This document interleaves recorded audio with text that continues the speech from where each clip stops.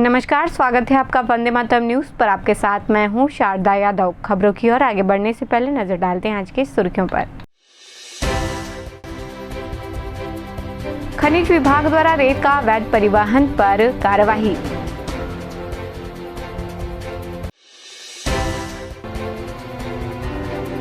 ऐतिहासिक गुफा को बचाने की मांग, सौंपा कलेक्टर को ज्ञापन।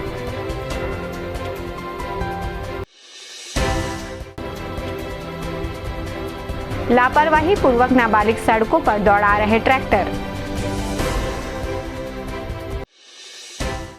अब खबरें विस्तार से। जिले में खाटू श्याम की भव्य रैली निकाली गई। यह रैली डीडीएम रोड से शुरू होकर शहर के मुख्य मार्गों से होते हुए श्याम मंदिर पहुंची। बड़ी संख्या में श्रद्धालु रैली में शामिल हुए। रैली के दौरान सभी लोगों में भरपूर उत्साह नजर आया।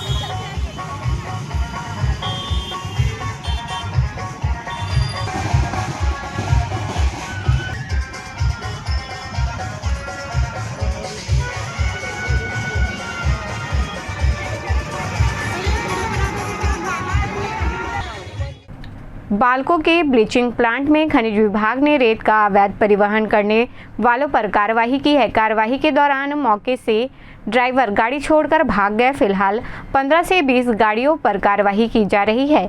सभी गाड़ियां रेत लोड खड़ी हुई थी। इस कार्रवाई से रेत तस्करों में हड़कंप मचा हुआ है। अरे भागा नहीं है यार, मेरे सामने बैठा था यार।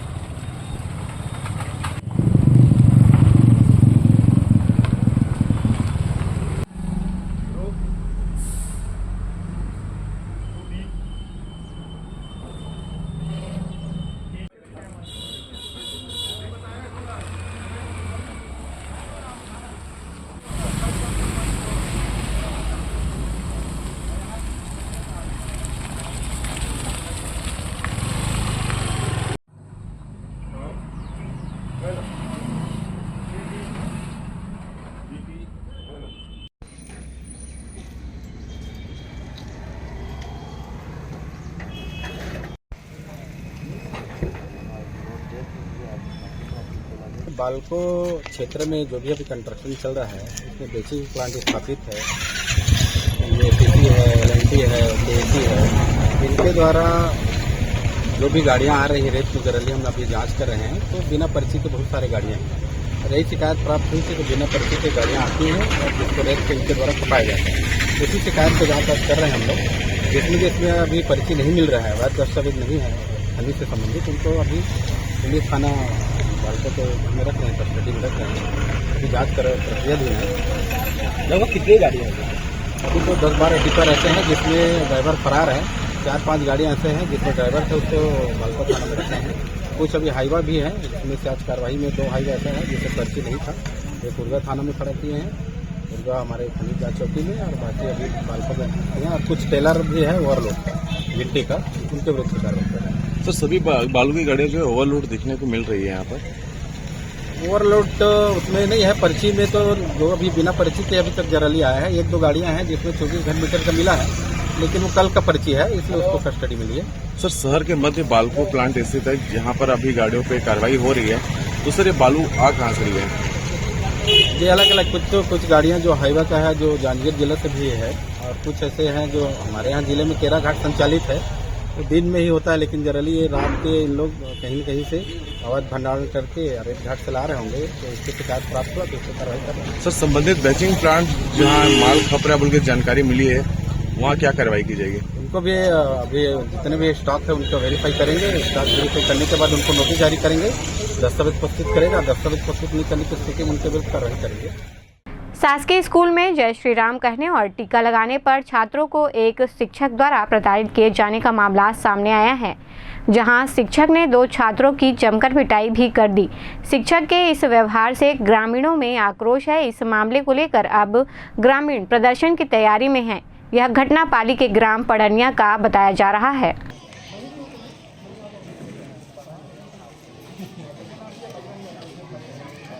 क्लास में ऐसा ये सब चीज बोलना सही बात है कि हमारे धर्म के बारे में आपका विरोध किए क्या हम कर रहे हैं?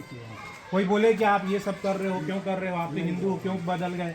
कोई बोला कुछ तो आप क्यों बोल रहे थे? फिर सोचना चाहिए ना, आपको तो इतना ऊंचा दर्जा दिया गया है ना गुरु का, तो थोड़ा सोचना चाहिए।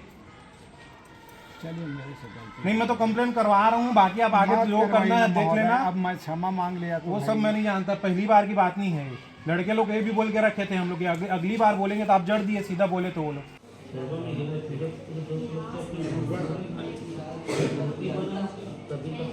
देखिए, कल 11 बजे मेरे पास फ़ोन आया इन बच्चों का कि एक टीचर हैं इनके ओग्रेसर, जो हिंदी के शिक्षक हैं, विषय वस्तु को पढ़ाते पढ़ाते ये कभी दुर्गा माँ ऐसा है, सरस्वती माँ पास डिग्री नहीं है ना, शंकर भगवान चोर है, ये सब ये पढ़ाना कंटिन्यू करते थे।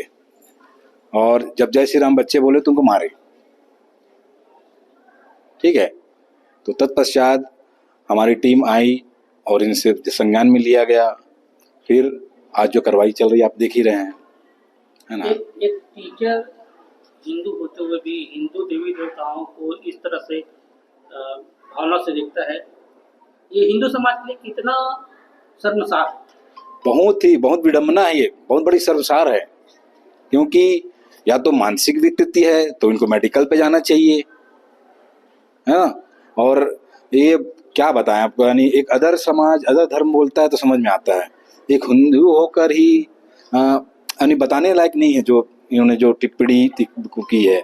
बच्चा अगर जय श्री राम बोल रहा है तो बच्चों को मार रहे हैं, तो हमारे हिसाब से तो बहुत ही शर्मसार है। मैं द्वितीय पीरियड में हिंदी विषय अध्यापन कर रहा था, तो विभिन्न कलाओं के बारे में चैप्टर था, तो विभिन्न कलाओं के बारे में पूरी राज्य का दिया गया था। उसमें मैं एक टॉपिक रखा कि मैंने हमारे भारत देश में बहुत से देवी देवताएं हैं, माँ सरस्वती हैं, गूगल में डिग्रियां प्राप्त नहीं होती, फिर भी हमारे लिए माँ सरस्वती देवी देवताएं जो है हमारे लिए पूजनीय होते हैं।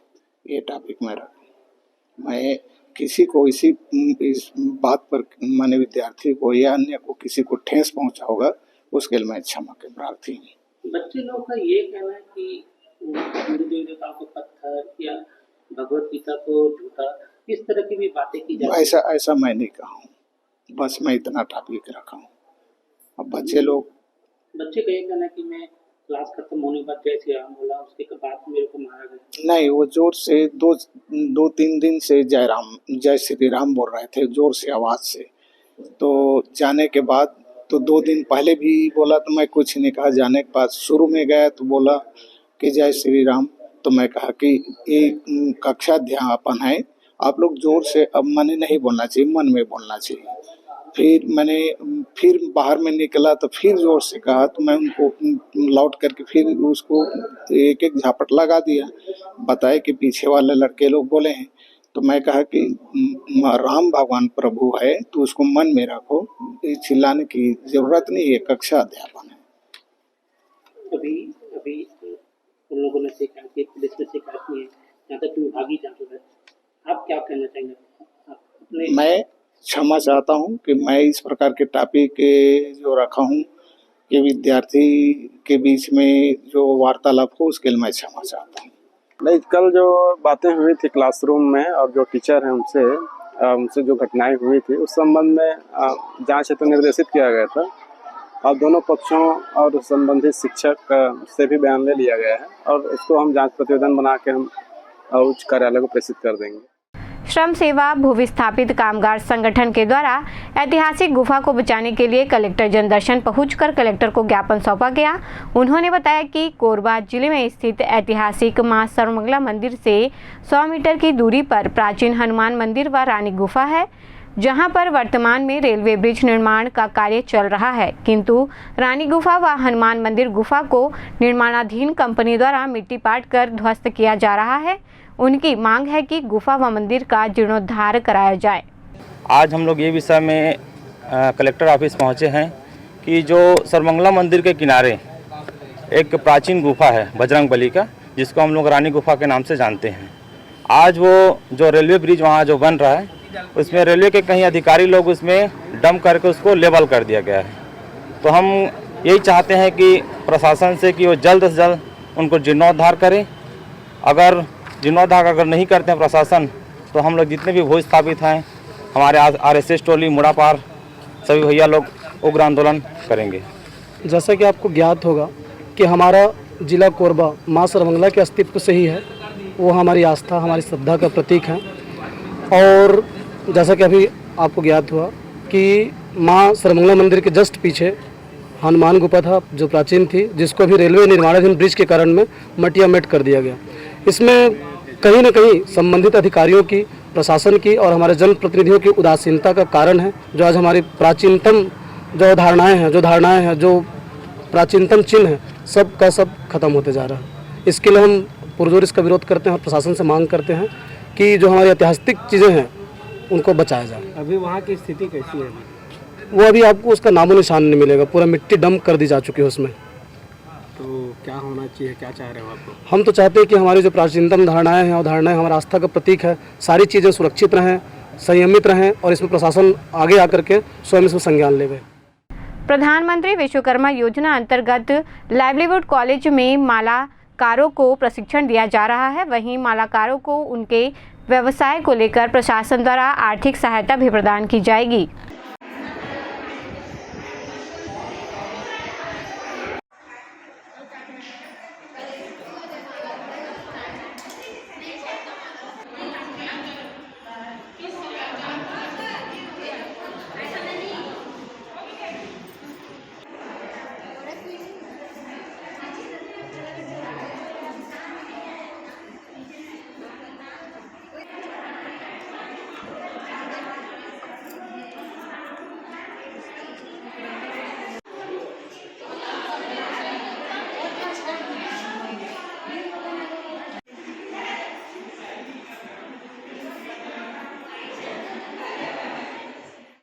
मैं यहाँ मालाकार, वैसे तो बहुत कुछ सीखने के लिए मिल रहा है। मैंने यहाँ आके बहुत कुछ सीखा है आंटी लोग से भी।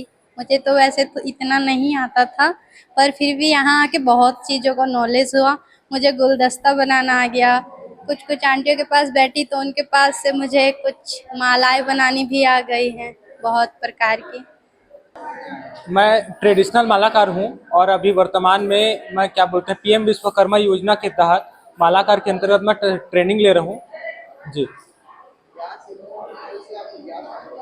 सर यहाँ पे जो मैं पहले आता था मेरे को, उसके अलावा मेरे को बहुत सारा चीज़ें यहाँ सीखने को मिल रहा है और इसका बहुत सारा लाभ है सर। जैसे आपका टूल किट मिल रहा है, 1 से 3 लाख तक का लोन मिल रहा है और मैं साथ ही इसके अपने बिजनेस को और बढ़ा सकता हूँ। मैं पहले भी कर रहा था, अभी भी कर रहा हूँ और आगे करने के लिए मेरे को कुछ पैसे की भी ज़रूरत है, तो मैं उसके लोन से मैं अपना बिजनेस को आगे बढ़ा सकता हूँ। मैं गुलदस्ता बनाना सीखा, यहाँ पे बुके हो गया, आपका माला हो गया और flower decoration artificial plus natural फूल के साथ। ये मालाकार का ट्रेनिंग है। जैसे पुराना ज़माने में जैसे कि माला बनाते थे पहले, उसी को ये PM विश्वकर्मा में एक नया योजना के तहत इन लोगों को एक नया निखार दिया जा रहा है ना, ताकि लोग और आगे बढ़ें, अपना अच्छे से अच्छा अपना जो बिजनेस चल रहा है वो आगे बढ़ाकर और कमाई करें, है ना। तो यहाँ पे ट्रेनिंग दिया जा रहा है इसी का, माला बनाने का और वो बुके बनाने का, ये सब सामान बना रहे हैं यहाँ पे। और इसमें 500 स्टाइपेंड इन लोग को मिल रहा है दिन का, पर डे का, और 15,000 का टूल किट भी मिल रहा है। 1 से 3 लाख का इन लोग को लोन भी दिया जाएगा, ताकि अपने बिजनेस को ये लोग आगे बढ़ा सकें, अच्छा से कर सकें, 5% की दर पर, है ना। पीएम विश्वकर्मा योजना में लगभग 18 ट्रेडों में एक ट्रेड है मालाकार। मालाकार एक ऐसा व्यवसाय है जो सामान्यतः लोग अपनी आजीविका चलाने में यूज करते हैं। साथ ही यह पीढ़ी दर पीढ़ी और गुरु शिष्य परंपरा के तहत भी इसमें लोग कार्य करते आए हैं। इस चीज़ को दृष्टिगत रखते हुए सेंट्रल गवर्नमेंट ने पीएम विश्वकर्मा योजना लॉन्च की थी। वर्तमान में लाइवलीहुड कॉलेज में उक्त योजना अंतर्गत लगभग 45 हितग्राहियों का प्रशिक्षण हम प्रदान कर रहे हैं। 5 दिवसीय प्रशिक्षण के पश्चात हितग्राहियों को लगभग 4,000 रुपये का स्टाइपेंड सेंट्रल गवर्नमेंट के द्वारा प्रदान किया जाएगा। साथ ही 15,000 रुपये की टूल किट भी हितग्राहियों को दी जाएगी। 15,000 रुपये की टूल किट हितग्राहियों को उनको पोस्ट के माध्यम से प्राप्त होगा। उसके पश्चात 1 लाख रुपये का अगर कोई भी हितग्राही चाहे अपने व्यवसाय को बढ़ाने के लिए तो लोन भी ले सकता है, जिसको 18 महीने में इसको पेमेंट करना पड़ेगा। और इसके पश्चात जो मालाकार में हम वर्तमान में एक सर्टिफाइड ट्रेनर के द्वारा और अन्य बेसिक चीज़ों को हम सिखा रहे हैं, जो वर्तमान में इंडस्ट्रीज़ चैलेंजेस को दृष्टिगत रखते हुए, ताकि जो छोटे उद्यमी, छोटे व्यवसायी अपना मालाकार का कार्य कर रहे हैं, वो आगे चल के अपने आप को उस इंडस्ट्रियल कंपटीशन के साथ में खड़े रहकर अपने व्यवसाय को सुचारू रूप से संचालित कर सकें। सामाजिक संस्था SPELF एवं CMA kick boxing academy Korba के सहयोग से PWD उच्चतर माध्यमिक विद्यालय रामपुर में 12 दिवसीय निःशुल्क आत्मरक्षा प्रशिक्षण शिविर का आयोजन किया जा रहा है। इस अवसर पर संस्था द्वारा 200 प्रतिभागियों को टी-शर्ट का वितरण किया गया। इस कार्यक्रम में विद्यालय प्रबंधन एवं विकास समिति के अध्यक्ष उपस्थित रहे। कोरबा घंटा घर में आयोजित होने जा रहे मसीही आत्मिक सत्संग को स्थगित करने की मांग को लेकर बजरंग दल के पदाधिकारी कलेक्टर कार्यालय पहुंचे, जहां उनके द्वारा मसीही समाज द्वारा आयोजित होने जा रहे इस कार्यक्रम को लेकर आपत्ति जताई गई।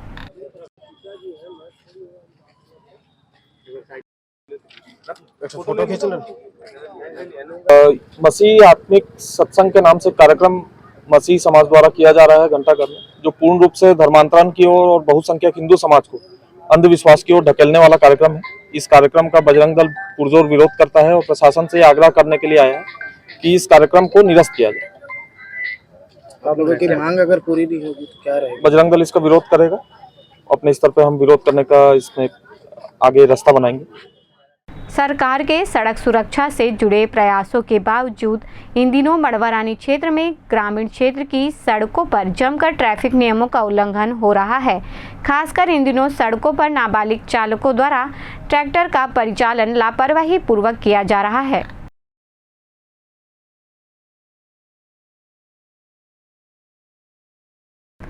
दो अज्ञात नकाबपोश युवकों ने स्कूली छात्रा पर ब्लेड से हमला कर दिया। यह घटना पंप हाउस स्थित स्वामी आत्मानंद स्कूल में 12वीं की छात्रा के साथ घटी। हादसा तब हुआ जब वह अपने घर से स्कूल जाने के लिए साइकिल पर निकली थी। छात्रा पंप हाउस स्थित स्वामी आत्मानंद स्कूल के पास पहुंची, तभी स्कूटी सवार दो नकाबपोश युवकों ने अचानक ब्लेड से चेहरे और दाएं गलाई पर हमला कर दिया। युवती को घायल करने के बाद युवक बस्ती की ओर भाग गए। परिजनों ने CSB चौकी में शिकायत दर्ज कराई है। आज प्रातः 11 बजे के करीब मुझे मेरे संगठन का एक सक्रिय सदस्य हैं, उनके द्वारा फ़ोन किया गया कि हमारे संगठन के ही सदस्य हैं, उनकी पुत्री जो pump house colony Atmanand school में अध्ययनरत है, वो जब स्कूल जा रही थी उस वक्त दो नकाबपोश जो युवक हैं एक्टिवा बाइक में, सफ़ेद कलर की एक्टिवा बाइक में आए और वो CSB चौक जो चौकी है उससे 100-150 मीटर की दूरी जो VIP रोड है जहाँ पर सांसद महोदया का निवास भी है, उस रास्ते पर ही उनका स्कूल है। उस रास्ते पर उसको रोक करके उन लोगों ने उसके हाथ पे ब्लेड से वार कर दिया, चेहरे पे ब्लेड से वार कर दिया और उसको जान से मारने की धमकी दे रहे थे। तो ये घटना जैसे ही हमको पता चली, हमने तुरंत अपने कार्यकर्ताओं को कहा कि लड़की अगर घायल है तो उसको सबसे पहले अस्पताल ले जाएं। तो उनके पिताजी तब तक पहुंच चुके थे। वो अस्पताल ले जाने के बाद फिर हम CSB चौकी आए, FIR दर्ज किए और चूंकि ये घटना गंभीर घटना है, उनके हाथ पे जिस जगह पर ब्लेड से वार किया गया है, अगर थोड़ा भी गहरा होता तो ये जिंदगी खोने का डर था इस पर। और हम माननीय पुलिस अधीक्षक महोदय से निवेदन करने आए हैं कि इस प्रकार की घटना जो लगातार हमारे कोरबा जिले में छोटी छोटी चाकूबाजी की घटनाएं घट रही हैं, इन पर अगर सख्ती से कार्रवाई नहीं की गई तो यही घटनाएं बड़ी घटना को अंजाम देते हैं। और हम इसको लेकर के अभी पुलिस अधीक्षक महोदय के पास भी अपना आवेदन देने जा रहे हैं कि ऐसी घटनाओं की पुनरावृत्ति ना हो क्योंकि छात्र छात्राएं जो आज भयमुक्त वातावरण देने की बात कही जा रही है, ऐसे अभी कुछ समय से आप देख रहे हैं कि पूरे छत्तीसगढ़ में इस तरीके की घटनाएं बढ़ती जा रही हैं। तो हम माननीय पुलिस अधीक्षक महोदय से निवेदन कर रहे हैं कि कोरबा को भयमुक्त रखें। चौकी क्षेत्र से महज 500 मीटर दूरी पर इस तरह से हमला होना कितना संवेदनशील मानते हैं सीसीटीवी चौकी क्षेत्र पुलिस? देखिए, मैं तो चौकी क्षेत्र से भी ज्यादा संवेदनशील इस बात के लिए मानता हूं कि वो एक माननीय सांसद महोदय का निवास स्थान है उस जगह पर, और इतने बड़े वीआईपी रोड वाला इलाका और संवेदनशील जगह, यहाँ पर जब अपराधी आके अपराध कर सकता है तो आप सोचिए कि इन क्षेत्रों से बाहर में वो कितने ताकतवर होंगे। अभी एक सूचना प्राप्त हुआ है, एक बालिका है कोहड़िया की, वो स्कूल जा रही थी पढ़ने के लिए। पंप हाउस के पास कुछ लड़के उसको रुकवाए और उसको ब्लेड से हमला करके भाग गए। उसमें एफआईआर हो रहा है और वैधानिक कार्रवाई हो गई। सीसीटीवी फुटेज खंगालेंगे, उसका गाड़ी का नंबर और उस आदमी को जल्द ही पकड़ेंगे। युवती क्या बता रही है? लड़के नकाब में थे, क्या बता रहे हैं? हाँ, लड़के लोग ना मास्क लगाए थे बता रहे हैं, 2 लड़के थे। यूनिक क्रिकेट एकेडमी द्वारा एससीएल स्थित सेंट्रल वर्कशॉप मैदान में जिला स्तरीय ड्यूस बॉल क्रिकेट प्रतियोगिता का आयोजन किया जा रहा है, जहां जिले भर की टीमें इस प्रतियोगिता में हिस्सा ले रही हैं। प्रतियोगिता का प्रथम पुरस्कार 31,000 व द्वितीय पुरस्कार 15,000 रखा गया है।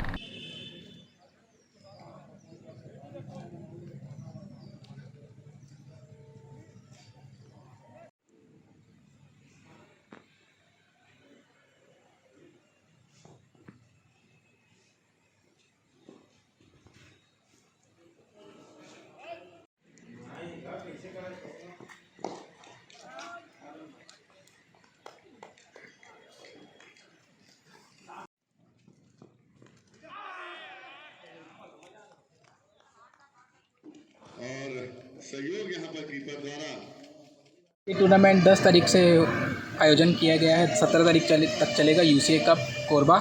इसमें 16 टीम पार्टिसिपेट किए हैं और ये टूर्नामेंट इसलिए कराया जा रहा है ताकि आने वाले टाइम में कोरबा के अच्छे प्लेयर लोग को खेलने का मौका मिले और कोरबा क्रिकेट अच्छा हो और अच्छा खेले। यही है अपना मोटिव कि यहाँ से प्लेयर निकले। इसमें 16 टीम पार्टिसिपेट किए हैं। अब वक्त हो चला है हमारे खास और ज्ञानवर्धक कार्यक्रम बूझो तो जाने का। यह आम जनता से जुड़ने का हमारा प्रयास है, जिसमें हर क्षेत्र से सवाल पूछे जाएंगे और सही जवाब देने वालों को दिया जाएगा आकर्षक उपहार।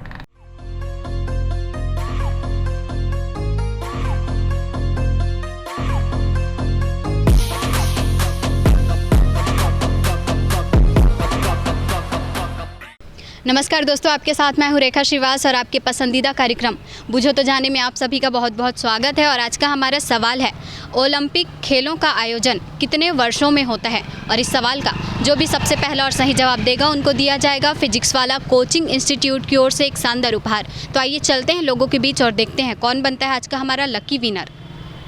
ओलंपिक खेलों का आयोजन कितने वर्षों बाद होता है? आइडिया नहीं है। आप यहाँ के रहवासियों को कुछ मैसेज देना चाहेंगे? ठीक है, ओके, थैंक यू। ओलंपिक खेलों का आयोजन कितने वर्षों बाद होता है? कितने वर्षों बाद होता है? नहीं पता है? चलो ठीक है, थैंक यू। ओलंपिक खेलों का आयोजन कितने वर्षों में होता है? नहीं पता, आइडिया नहीं है। ठीक है, ओके, थैंक यू। ओलंपिक खेलों का आयोजन कितने वर्षों में होता है?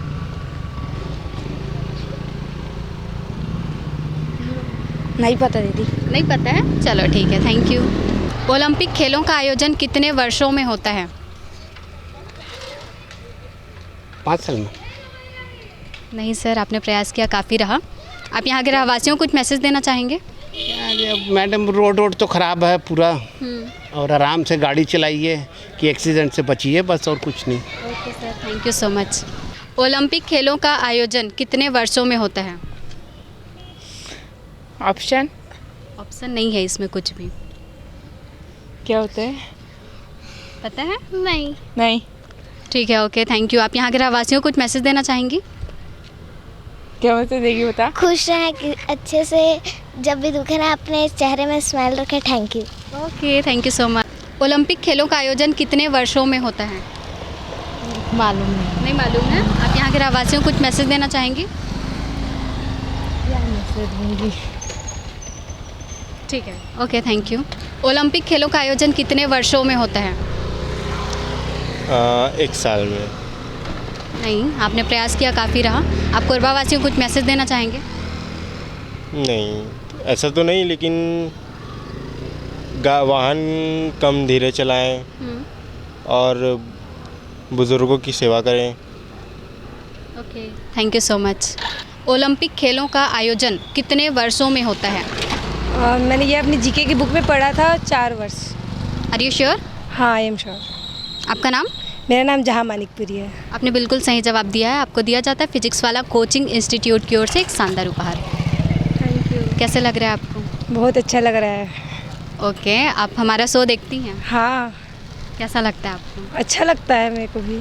आप यहाँ के रहवासियों को कुछ मैसेज देना चाहेंगी? नहीं। ठीक है, ओके, थैंक यू। ओलंपिक खेलों का आयोजन कितने वर्षों में होता है? 4। Are you sure ma'am? आपका नाम? प्रीति विश्वकर्मा। आपने बिल्कुल सही जवाब दिया, बट हमारा जो गिफ्ट है वो पहले विजेता को दिया जा चुका है। आप कोरबा वासियों को कुछ मैसेज देना चाहेंगी? हाँ, अच्छे से रहिए, खुश रहिए। Okay, thank you so much. Olympic खेलों का आयोजन कितने वर्षों में होता है? ओलंपिक खेलों का ये 4 वर्षों में। Are you sure? जी। आपने बिल्कुल सही जवाब दिया है, पर हमारा जो गिफ्ट है वो पहले विजेता को दिया जा चुका है। आपका नाम? रोहित साहब। ठीक है, आप यहाँ के रहवासियों को कुछ मैसेज देना चाहेंगे? अभी तो नहीं। ठीक है, ओके, थैंक यू। ओलंपिक खेलों का आयोजन कितने वर्षों में होता है? ओलंपिक खेलों का आयोजन 4 वर्षों के लिए 4 वर्षों बाद होता है। आपका नाम? पतरस सिंह। आपने बिल्कुल सही जवाब दिया है, पर हमारा जो गिफ्ट है वो पहले विनर को दिया जा चुका है। आप यहाँ के रहवासियों को कुछ मैसेज देना चाहेंगे? बस यही कहना चाहूँगा कि हमारा देश या हमारा ये जो कोरबा ज़िला है क्राइम फ्री रहे, लोग बदमाशी ना करें और सेफ़ रहें सब के सब। और अभी नवरात्रि का सीज़न है तो पुलिस प्रशासन बहुत कड़ाई से इस चीज़ का ध्यान दे और हमारे ज़िले को क्राइम मुक्त करें बस। Okay sir, thank you so much. आज का हमारा सवाल था ओलंपिक खेलों का आयोजन कितने वर्षों बाद होता है, जिसका सही जवाब है 4 वर्षों बाद होता है, जिसका सबसे पहले और सही जवाब दिया है जहां मानिकपुरी जी ने, जिनको दिया गया फिजिक्स वाला कोचिंग इंस्टीट्यूट की ओर से एक शानदार उपहार। तो आज के इस कार्यक्रम में बस इतना ही। आप कल मिलते हैं एक नए सवाल और एक नए जगह के साथ। तब तक के लिए नमस्कार। खबरों का सिलसिला यूं ही जारी रहेगा।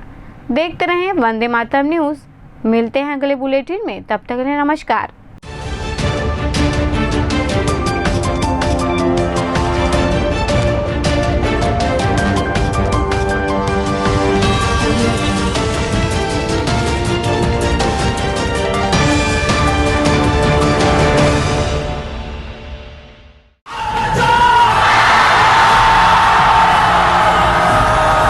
फाउंडेशन जेई नीट की तैयारी करने वाले स्टूडेंट्स और ड्रॉपर स्टूडेंट्स, अब आपके इंतजार पे पूर्ण विराम लगाने आ गया है फिजिक्स वाला आपके अपने शहर कोरबा में। अपने भविष्य को लेके चलिए एक सही राह पे फिजिक्स वाला के साथ। तो तैयार हो जाइए ऑफलाइन एजुकेशन में रिवॉल्यूशन के लिए। हमारा पता 2nd फ्लोर शांति हीरो शोरूम, कोसाबाड़ी चौक, कोरबा, छत्तीसगढ़। फिजिक्स वाला विद्यापीठ पाठशाला, पढ़ लो चाहे कहीं से, मंजिल मिलेगी यहीं से। Session 2024 and 25. Admissions open for JEE, NEET and Foundations from classes 8th to 12th and droppers. अधिक जानकारी के लिए आप इस हेल्पलाइन नंबर पे कॉल कर सकते हैं 7880189145। Happy learning. Panjwani dental care दंत चिकित्सालय, कोरबा का प्रथम स्थापित दंत चिकित्सालय। अत्याधुनिक मशीनों द्वारा दांतों की उच्च स्तरीय जांच एवं इलाज की सुविधा। सेरेमिक नकली फिक्स दांत व निकलवाने वाले दांत, फुल सेट बत्ती सी लगाने की सुविधा। टेढ़े मेढ़े बाहर निकले दांतों को ऑटोडेंटिक क्लिप द्वारा ठीक करना। आजू बाजू के दांत घिसे बिना इम्प्लांट विधि द्वारा फिक्स दांत लगाना। पेरेंटो ओरल कैमरा, जिसमें मरीज अपने दांतों को टीवी स्क्रीन पर देख सकता है। रूट कैनाल, मुंह में खून आना, दांतों की सफाई, मुंह की दुर्गंध, पायरिया का इलाज। हमारे डॉक्टर रौनक सिंह MDS, डॉक्टर प्रज्ञा Chaudhary BDS, doctor Mohit Kumar VDOs। हमारा पता Panjwani dental care, Lakshmi store के सामने, पंजी स्टोर के बाजू में, main road Korba. Mobile number 9827941417। Siddhi Vinayak hospital, a unit of orthopaedic surgery and trauma management. अब हड्डियों से संबंधित रोगों के उपचार के लिए कहीं और जाने की जरूरत नहीं। जटिल एवं असाध्य रोगों का सफल इलाज अब आपके अपने शहर में। कम शुल्क में विशेषज्ञ चिकित्सक द्वारा उपचार, घुटने व कूल्हे के जोड़ों का प्रत्यारोपण, जटिल फ्रैक्चर एवं जोड़ों का सफल ऑपरेशन, गठियावात व जोड़ों के दर्द का उपचार, टेढ़ी मेढ़ी हड्डियों का बेहतर इलाज, हड्डियों की जन्मजात विकृतियों का उपचार। इसके अलावा OPD 1-2 की सुविधा, modern pathology lab, private semi private general ward की सुविधा, modern digital xray, ECG, ICU 5 बिस्तरों वाला वेंटिलेटर की सुविधा, pharmacy, OT team, waiting area, canteen की सुविधा, सर्व सुविधा युक्त गार्डन, 24 घंटे एम्बुलेंस एवं आपातकालीन सुविधाएं उपलब्ध। हमारा पता सिद्धि विनायक हॉस्पिटल, डॉक्टर शतदल नाथ, प्लॉट नंबर 52, ब्लूबर्ड स्कूल के पीछे, कोसाबाड़ी, कोरबा। मोबाइल नंबर 9993 000 683 और 877 002 0185।